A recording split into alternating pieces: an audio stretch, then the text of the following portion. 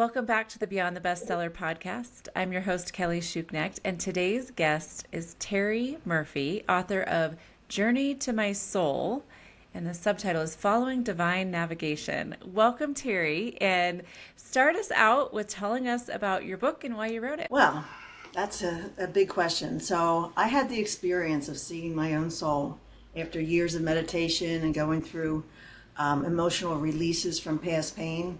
And the book was I was divinely guided to write this book. And my main purpose is to let people know the importance of putting happiness first. I lived through a very dark time with circumstances I couldn't change. So I had to choose happiness or die in the sadness. So my main purpose as a life coach is to help people connect with their soul, their divine connection. Because so many people are just blocked. We don't realize that our negative emotions are blocking this connection. So that's my whole purpose. And I just love it when I see somebody like light up and get that connection. It's just like, it makes my whole life worthwhile.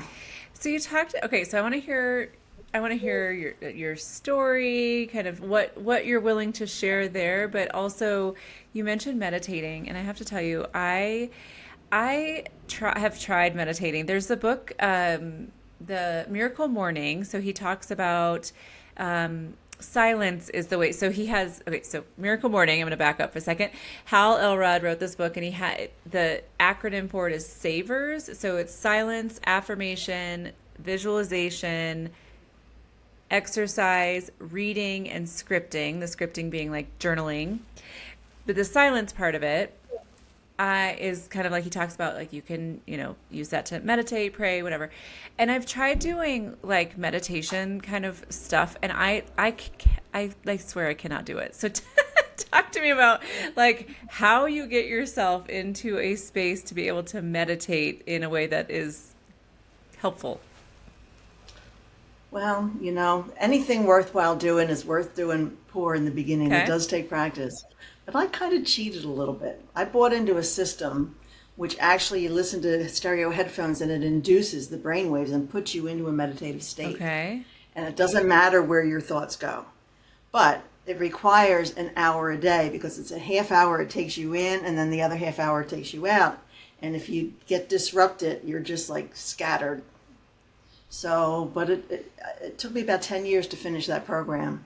But I'm telling you, it's the best thing I ever did. Over the years, I could just see layers peeling away, all these old emotions like coming up to surface and being able to let them go. We don't realize how much of past trauma or past pain hangs onto our energetic field, and it can just block us. And then stress is another big, big, big blocker. Yeah, I think maybe I'm just like a high stress person. I think that's just my personality. So I think it's really hard to just like stop thinking about stuff, like let it go.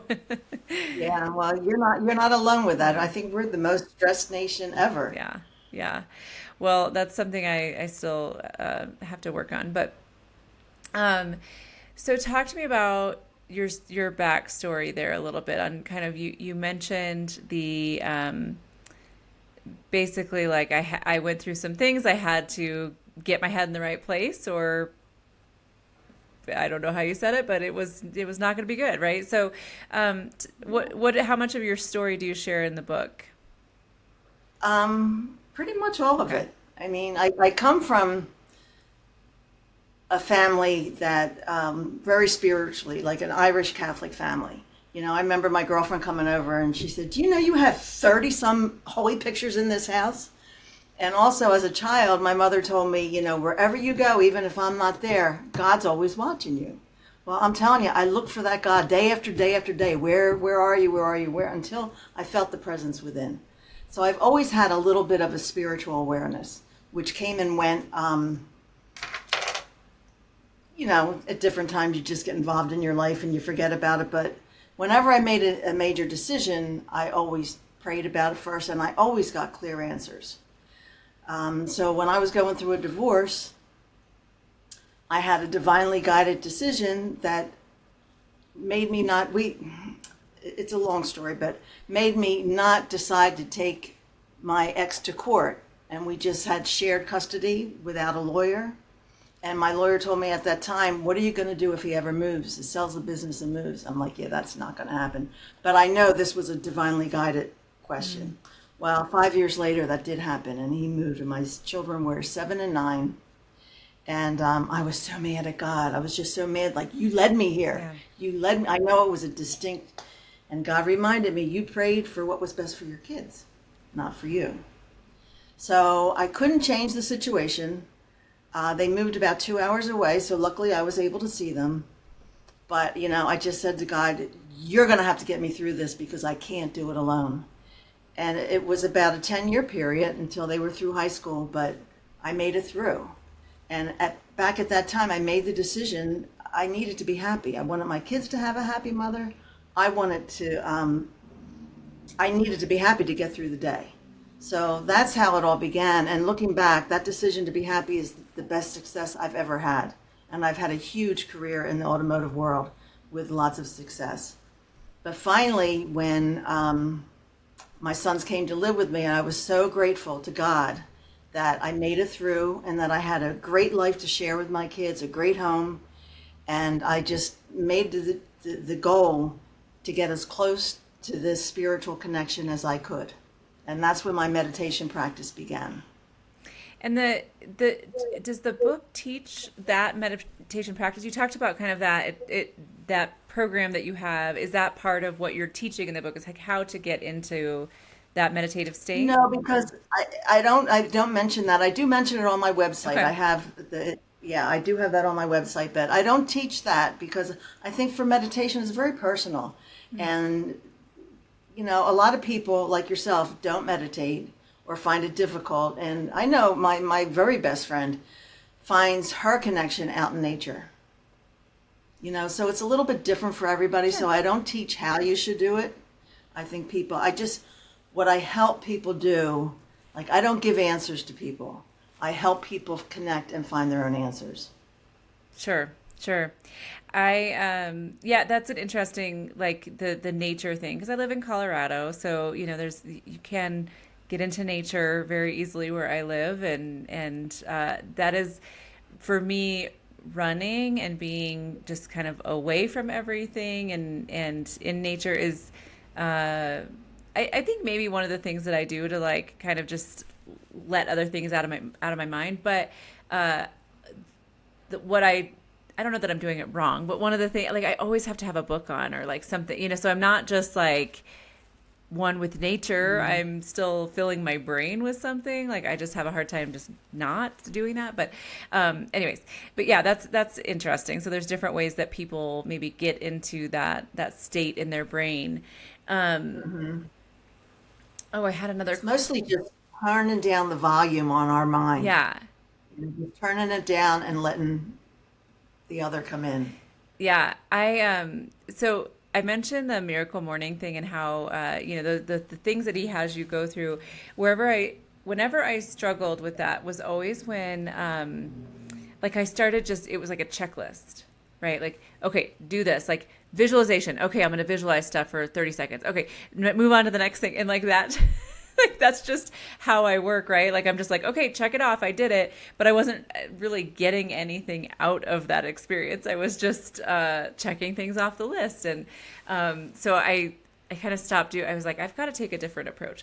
But how do you work with people? You mentioned being a life coach. Like, how do you work with people to be I don't know, I guess in that case, like self-aware of like what's working, what's not working, and try to get, down the path of what truly works for them. Because like you said, everyone's different, right? So it's not just a formula you follow. And like I found with the Savers approach from Miracle Morning was like, okay, this is not working for me for some reason and I need to change it, right? So how do you help people kind of reflect on that and make better decisions? First, I get them talking and ask a lot of questions and see where exactly they're coming from. We all have different backgrounds and we all interpret things different according to our own human experience. So you have to kind of figure out where they are and then just kind of just point out a different perspective. So what works for a lot of people is just by sitting and asking yourself the question, am I aware? And in that moment, you're aware that there's something more than just you. And sometimes it's just little pieces, and then they'll start to expand over time. Some people just have an epiphany, and it's like, whoa. And other people, it's slow. But you mentioned silence earlier, and if you can just go into the silence and maybe just watch your thoughts. That works for some people. Just watch your thoughts and just watch them go by, and then in between each thought there's a silence. And if you can just get into the silence, that silence will start to expand. But again, it's different for everybody, and there's different things depending on who I'm talking with. Yeah. But yeah. Do you find that there are like, my personality, what I mentioned, like I know that I struggle with quiet and being quiet and listening, or any of that. I will say one thing I do like doing is the journaling. Like, so when I took a journaling course. Actually, there was a woman on my podcast who it's Elizabeth Andrews. So if anyone's interested in journaling, you'll have to go back and listen to her episode. Her book is actually about saying no to things, but she also offers these journaling courses. And I took one of her courses and I learned these different approaches. And what worked really well for me was like just getting a lot of stuff out of my head. And so I think maybe that's what I need to do is like journal first and then meditate or something. Yeah, journaling is great because it cleanses. As long as you like, it sounds like you're very structured with it, and the more positive you can be, the better it is. But yeah, that just helps you get everything out. But again, sometimes just instead of listening to a book while you're running, maybe just like quiet music, without words, just nice. Sometimes that can help you slow your mind down. Yeah. Although I'm hooked on Audible. I listen to Audible all the time too. Yeah, I know. It's hard to, I a lot of times though in the summer, like by the end of the summer, I'm like, I cannot listen to one more audiobook because I listen to so many when I'm running that like my head gets full on that too. But again, like it goes back to the listening to my own body, my own brain, like what's happening, and knowing that like, oh, okay, this isn't working, I need to shift. And it maybe doesn't have to be the same formula all the time or the same thing all the time, but just listening to what you need and adjusting based on that. And so do you help, I guess I started asking a question and then I got sidetracked with going back to journaling.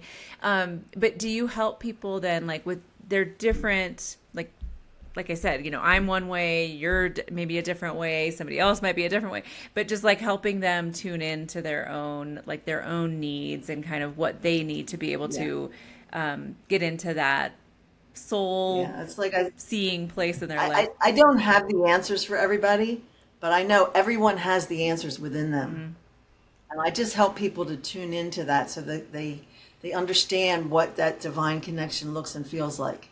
Because it just works through your thoughts. But the divine thought is unquestionable. It's just like, oh, okay. And it's a knowing. Now, years ago, before I started meditating, like I said, I've always felt spiritually guided. I used to get like a feel. Sometimes I would trip and it would catch my attention and then the thought would come through. But usually I got like a chill and then a thought would come through. But since meditating for so many years, it's just my own thoughts, but it's a different feeling. But all I can suggest to everybody is just start asking yourself questions. What is it like? What does the divine connection look like? Just ask that. The answers will come, but you have to pay attention. Do you have a resource on those questions to ask yourself? I do not. I would just, again, go within and just start asking. And again, it depends where people are. Everybody's at a different place, Sure. and what questions you would ask. Sure. I would suggest you start asking questions you want answers to. Okay. And then it's kind of almost like journaling, but it's inside your brain and not writing it on paper, but just like, what are those things that are coming to me? And what you can actually write the questions in your journal also. You mentioned that in a deep meditative state, you saw your soul. So tell me more about that and kind of how you got to that place. You mentioned the like year kind of program you were going through. Was that at that time that you had that experience? Yes, it was 3 years into this Okay. program. And it was many years after that dark time that I lived through, you know. But it was after I started meditating for about 3 years, I had this cathartic release. And in order to live through that painful time, I just locked my emotions down and disconnected. You know what I mean? So the emotions were there. But after I had this cathartic release, that's when I started writing the book. I was told 3 years earlier that you're going to write a book about your life. But whenever I sat down to write, I took a couple writing courses, and whenever I sat down to write, I couldn't get to those dark emotions. They just weren't there. They were locked down in this, you know, abyss somewhere. But after I had this cathartic release, the one day that the writing was flowing, I felt everything more intensely. So holding those negative emotions in, I was happy up here, but I didn't realize it was affecting my emotions. So I never felt anything fully. So after this release, I was feeling everything full. And when I started writing about these emotions, every muscle in my body was saying like, no, no, no. Cause I like for 25 years, I held them down. And then this one day, my son had an episode with his wife. He lived about an hour from me, and she ended up in the hospital. And I was not able to get to him because in Pennsylvania we had a blizzard that day. So I had emotional pain about that, and I was writing probably for at least 8 hours. So I had that, and I also had tripped, and I had physical pain, like because I fell and I wrenched my back and neck. So I had all this pain, and I was feeling it more intensely. And I just couldn't take the pain anymore. I went and I soaked in a hot tub. And for as long as I could, I got up, I put comfortable clothes on, I wrapped myself in a blanket, and I just sat down to meditate. 25 minutes later, I opened my eyes, and across from me was a mirror, and I saw my soul leaning over me, comforting me. It gives me chills just to talk about it. Then I looked up, and we looked directly at each other and had awareness, and then it just retracted into the area of my heart. And it was just the most spectacular thing ever. And I just look at life differently ever since then. I mean, I've always known I've had a soul, but to actually see it it was physical form, even though it was more energy, but it was a physical form. Have you helped people get to that same kind of state? Have you heard other people describe that same not that same experience, but a similar experiences like that?